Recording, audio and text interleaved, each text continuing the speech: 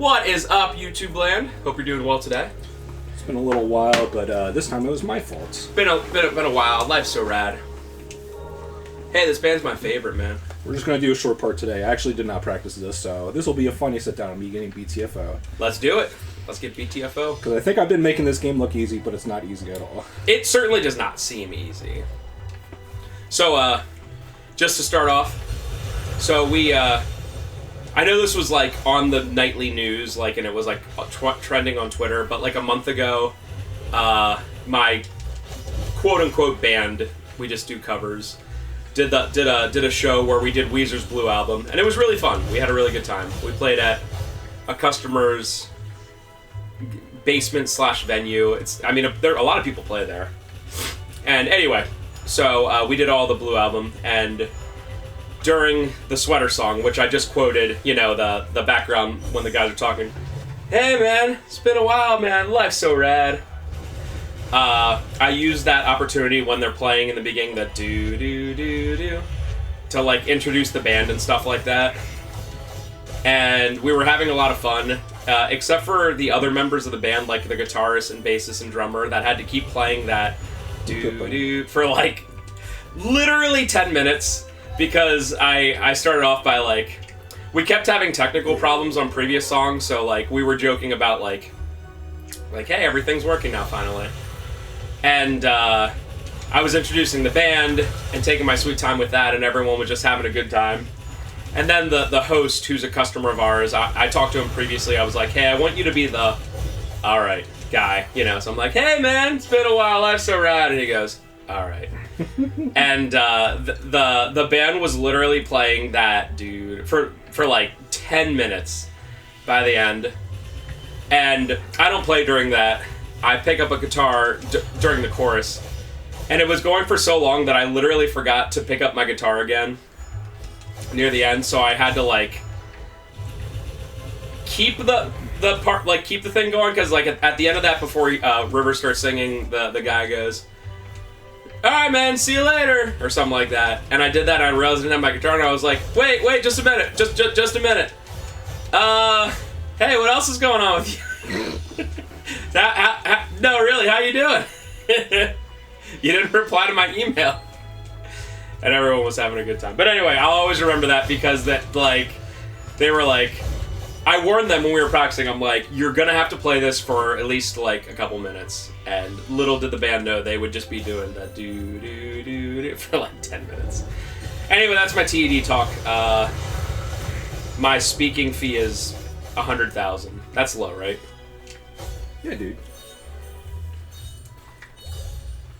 I watched a, speaking of that, you might have seen this too. I don't even remember who it was, but I watched a video about like the TED talks and how they went from being like a really wonderful thing that had the smartest minds in the world talking about their incredibly specific field to like literally anyone who signed up could just go on the stage and talk, and how it became just like a joke.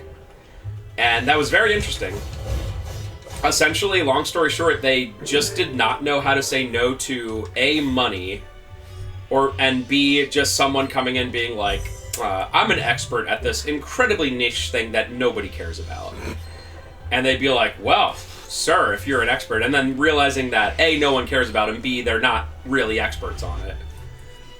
There was one they had like a 10-year-old kid talk. I'm like, I don't care if it's literally Mozart. He was the child genius, right? Yeah, Mozart. I don't know. He was like a child prodigy. He was like writing like incredible stuff at like 8-10 years old. Is that the one that Celeria seethed at? Yes. Eternal seething.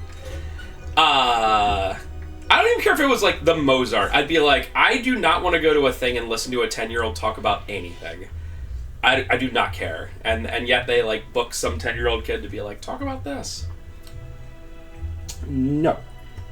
And I forget who it was. The original guy who started the TED Talks in like the 80s. Obviously he left at some point. And then, wouldn't you know it, immediately they bastardize it and make it dumb and make it not important anymore. Money does ruin everything. Really does.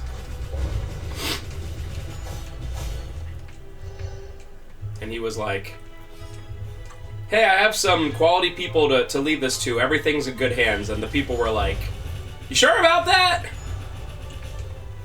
Sure about that? Sure about that, kid.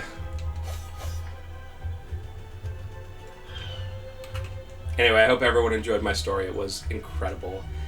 That was my long-form way of telling you I watched a YouTube video. I know. Hold your applause, folks. Hold your applause. They only move one way, right? Yeah. That's why I'm a little perturbed right now. It's Ogre. Oh, right. I am. Oh, because you can do the jump. I'm Mega Man X. You're not original Mega Man. Yeah, that's why I said it was X. Whatcha? Oh.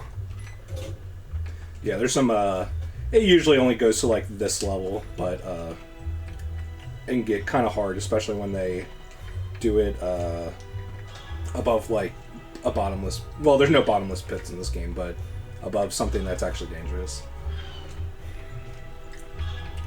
Yeah, I can't imagine that, having bottomless pits in a game like this would be fun. Because that is one thing that, Metroidvania really took away from the Castlevania series. When they were like, yeah, hey, about that thing where you fall down pits all the time and that's 80% of the reason why you die. That's not a thing anymore, homie.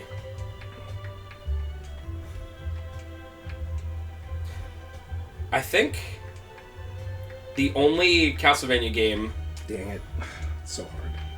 ...that I ever specifically died a lot to not pits was Castlevania 3.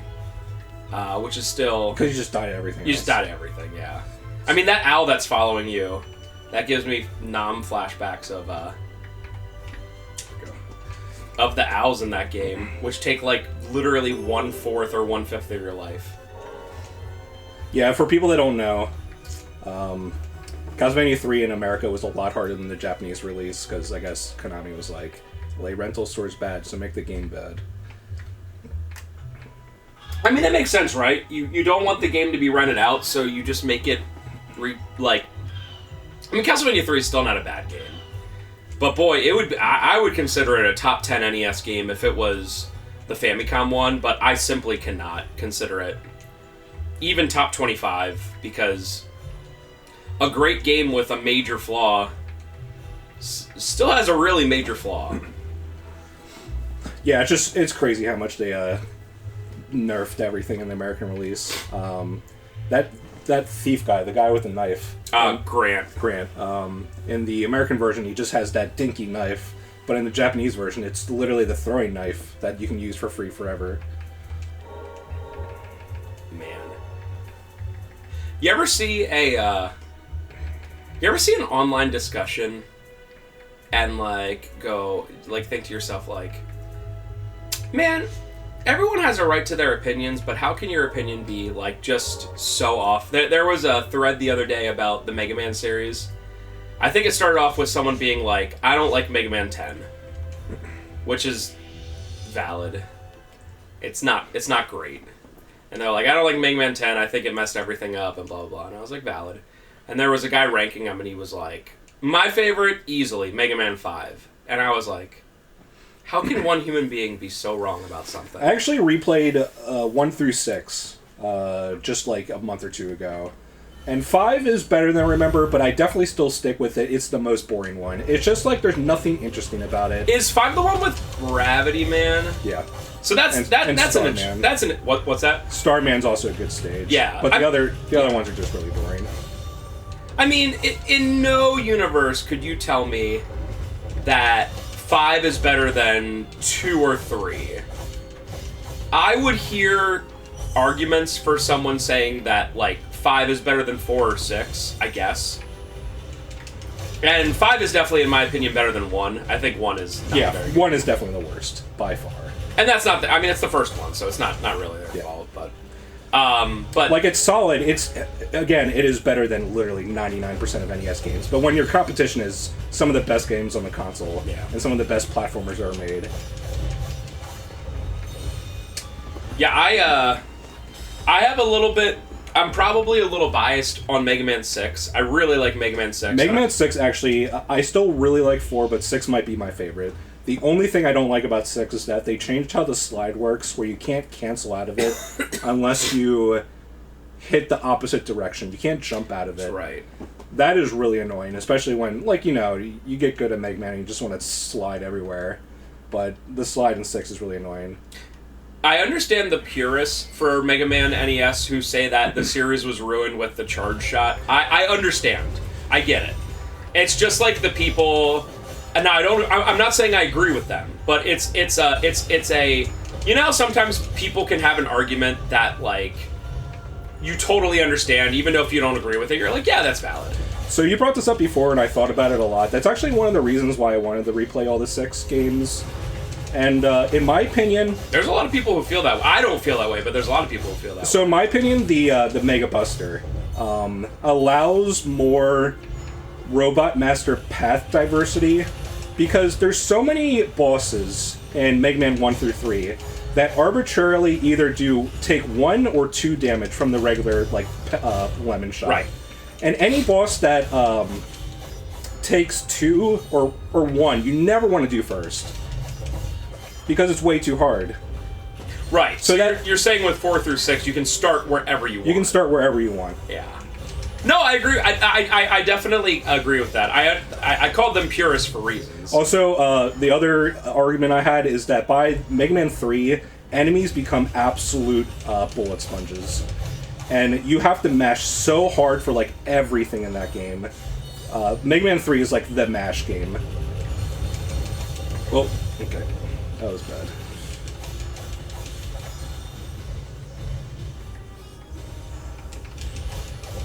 Nice, got behind her. Said not no more.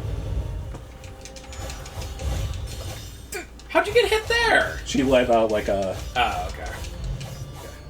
So I'm 1 hit from death. Yeah, okay. I remember when I played this originally, this is the boss that gave me the most trouble. It's the same people who have the argument, and I understand. I don't agree with it, but I understand it's an argument where they say they don't like Castlevania 4 because the whip's too good. And the reason they don't like that is it makes the, in their opinion, the sub-weapons less important. So to them, the first Castlevania 1 and 3, their big thing is the sub-weapons are that important. Going into a boss with a certain sub-weapon is essentially the gameplay loop kind of thing. And I get it, but I'll never quite understand the argument of being like, oh, well, the problem I have with this game is you're too cool and you do too cool stuff. I love to see people that say that go and play American Castlevania 3 and have fun. Yeah, well, people try to, or pretend to, but I disagree. It would be the same thing with, like, and I don't know if I've ever heard anyone have this argument, maybe it's the case, but a really pure Mega Man purist who would be like, I hate Mega Man X because X being able to dash and wall jump and whatever, he's literally too strong. I don't like it. That would be like the same thing to me, you know?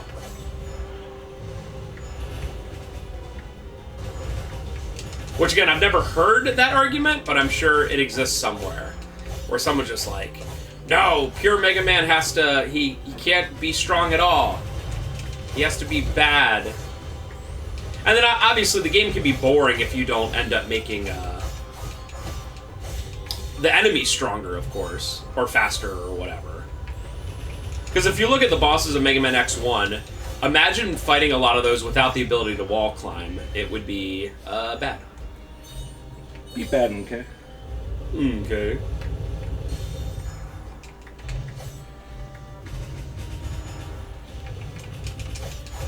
Just chip damage her to death. Yeah, I'm trying to be a lot more careful.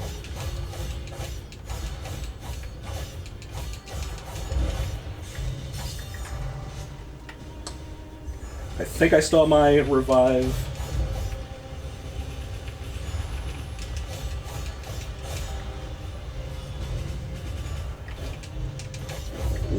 No!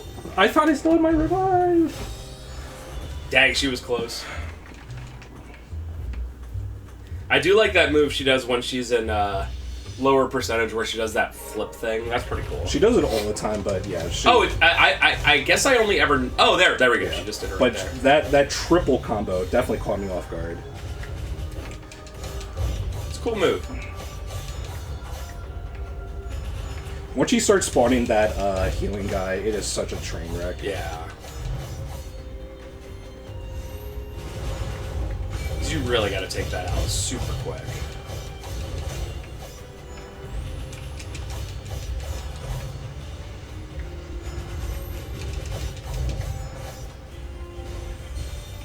Man, she just healed 1,300 HP. Wow. Because that heal guy.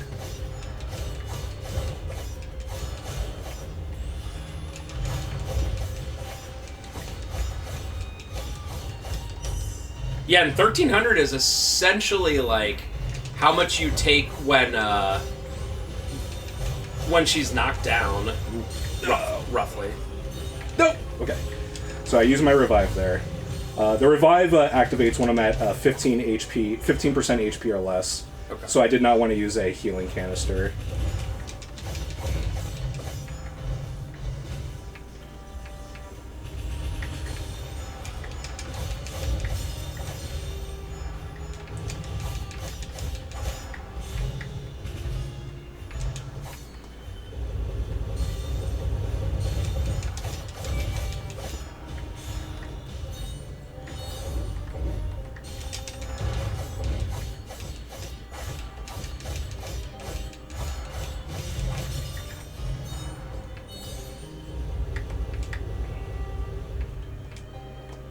Might as well play it super safe Yeah. at this point. I think I'm pretty much just dying because I'm being too aggressive.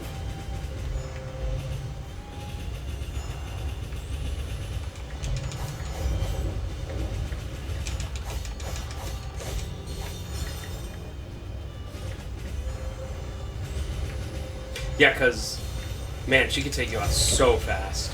Alright, not the worst. That definitely, it's not the hardest boss in the game, but I remember that boss being quite tricky when I was playing this originally. Background's cool. I just noticed that now.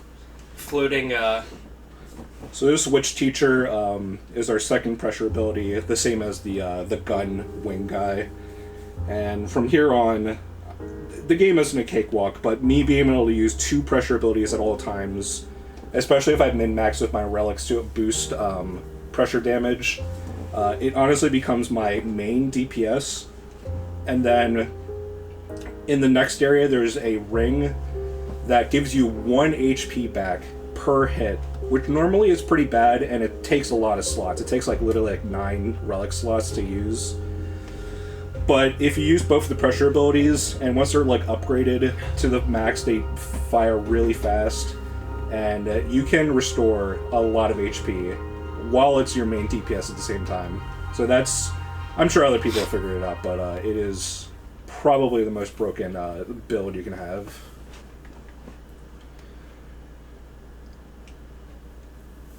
I lost that girl.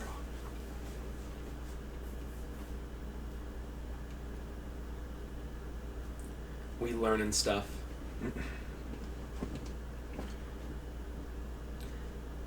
That field window, Witch Teacher GF. Why live? There's a flavor text conversation later where it's like, why do you look like a witch when all the other teachers look normal? And she's just like, I like witches. And that's the reason. I like shows. I like turtles. Oh yeah, remember that kid?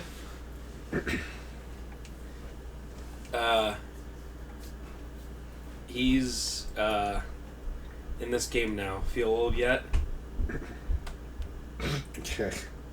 Remember Numa guy? He's president of the United States now. He's a grandpa now. Potentially possible. I mean, that dude looked like he was 30 when he did that video. What, 20 years ago? Yeah, it's possible. Alright, so there's an area over here, but we need the high jump ability, which is way, way later. Remember Chocolate Rain? It's only Acid Rain now. Feel old yet?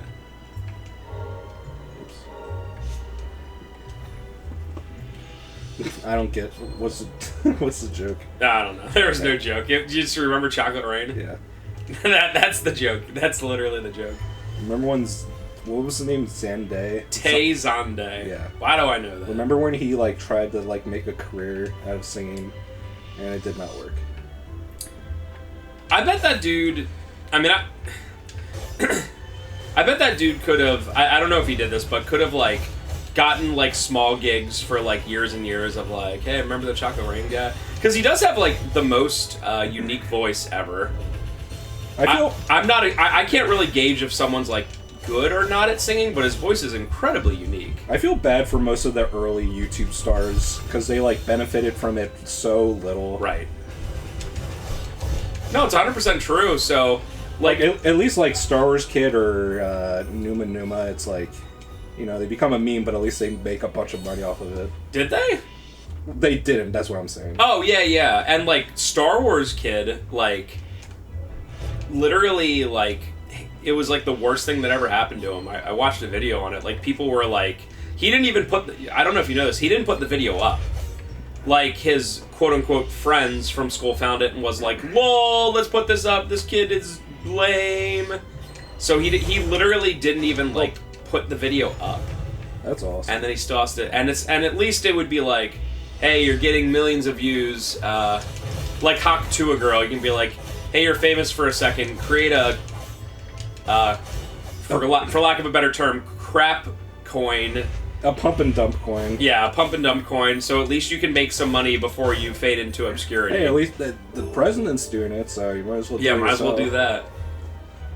Although, one thing I will say, whoever came up, I've never listened to a single second because I'm not interested at all, obviously, but she has a podcast, and the podcast name is Hawk Tuah. Whoever came up with that name, that's 10 out of 10. That's pretty good. I was like, Talk Tuah? Talk Tuah! Based. It's pretty base. It's a pretty base name. Do you know that YouTuber CoffeeZilla? Yeah, I watch him sometimes. Yeah, I like the stuff he does. He went on. I don't know why they thought this would be a good idea, because like his main claim to fame is that like he finds people doing bad financial stuff, you know, with crypto or whatever, and like calls them out.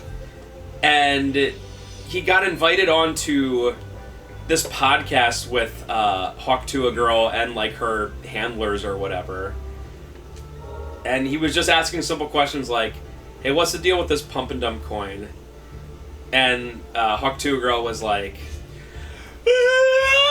yep, getting kind of late. Like, literally, like, it was like, oh, man, I'm so tired. What's that thing that Family Guy says? I think it's Family Guy. Yeah, time to hit the old dusty shit. Yeah, that's it. And, like, her, like, main handler or whatever was like, oh, man, yeah, geez, I would love to answer these questions, but, man, oh, boy. And it's like, I don't know what you guys were thinking. Like, at least if you're doing something, like, wrong, don't invite someone who is clearly pretty smart and knows what they're talking about and be like, nah, we can probably get through this. It's like, okay. One thing that CoffeeZilla does, probably to an obsessive degree, is do his research. Research, right. Yeah, like, I don't even watch him all the time. Like, I watch him when he, like, appears on my feed, and I'm like, oh, if it's interesting, I'm like, oh, it's interesting. But I'm like, how would you go on a live podcast with him and be like, hey, we're here to answer any questions, and they ask, like, one question, and it's like, yep! So what is it, 8:15 p.m.? Oh, man, I gotta go to bed. Jeez. That's literally the, so, like, she was like, oh, man. Obviously, she didn't do it in a funny way like that. She was like, oh, geez, I forgot. I literally have to sleep this exact second. It's like, why even invite him? Yeah, that's my thing. We talked about this before, but it's just so confusing. They're just so dumb. But they also do, like, the most heinous stuff. It's like... I say this as someone who is a midwit, 1,000%. But dumb people oftentimes think they're, like, just the smartest people. You know what I mean? I think midwits like me, at least if we can... Oh, jeez. There is bottomless pits. Okay, I forgot about this. At least if we can admit that we're not very smart, and, like, if I was doing something wrong, I wouldn't invite CoffeeZilla to talk about it live, right? but they like it's like ego or hubris or I don't watch him a ton, but my favorite thing that CoffeeZilla did was BTFO Logan Paul. How did he do that? I mean, it seems pretty easy, but he because he did a pump and dump too. He did another pump and dump coin, and CoffeeZilla made a big video about it, and then Logan Paul made a like response video about trying to like attack every single point that he had, and it was just the most like flawed logic possible. And he made like a video being like, "You better lawyer up because I'm coming for you," and he had to take that video down within like a day. You know, it's bad when even your fans are like, "Hey, yikes." Because it doesn't seem like CoffeeZilla seems like one of those YouTubers that like, who does anyone like hate him? Like, I'm sure that there's like a small subset that hate everybody. Oh, crypto bros hate him. That's for sure. Okay, yeah, because he calls out the BS. But like, I don't know that there's certain people that like just don't get any. Oh, Trev's getting a call. There's certain people that just don't get any hate like that. And that seems to be one of them. It's kind of like, although it can change for everyone. You know, I'm sure you know Boogie 29888 Francis or whatever. The most pathetic man. But do you remember 10 years ago, he was like the most beloved. Everyone was like, he's like the kind uncle of YouTube. You remember that? Yeah. Like, he could do nothing wrong, and he... I'm a little bit of a fence sitter sometimes, like on stuff I honestly don't care about. And he was like the ultra fence sitter, and people were still like, hey, maybe we should all get along. And then just like over time, he would just take these fence sitter attitudes, and people were like, all right, I'm really over this now. Do you remember 2 years ago when he literally had a boxing match with Wings of Redemption? He got beat. And Wings of Redemption, my boy, who also sucks, but in this situation, he absolutely... I don't know. Oh, that was so bad. And I watched another video on that, and like, Wings of Redemption took that serious and like hired a trainer, and like obviously he's still fat and stuff, but like at the very least he was doing like what he could with like his body and stuff. And Boogie, literally, there were people that were like, I'll train you, and he was like, that's fine. And it's like, bro, if I got in a boxing match with anyone, even someone who was half my size, and it was like something that was going to be public, you know, that like people would go to and be like, oh, is that guy literally fighting someone? I would take it seriously, right? Like, I would talk to a friend and be like, hey, how do I train? What do I do? And Boogie was just like, yeah, I mean, I could, but I got a lot of stuff going on, so, you know, it is what it is. And then just gets BTFO'd. That was my favorite thing of whatever year. I think that was 2023, of whatever year that was. Mother's note.